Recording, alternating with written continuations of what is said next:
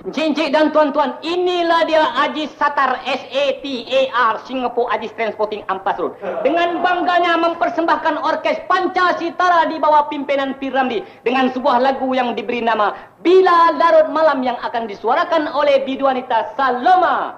P. Ramlee punya dah.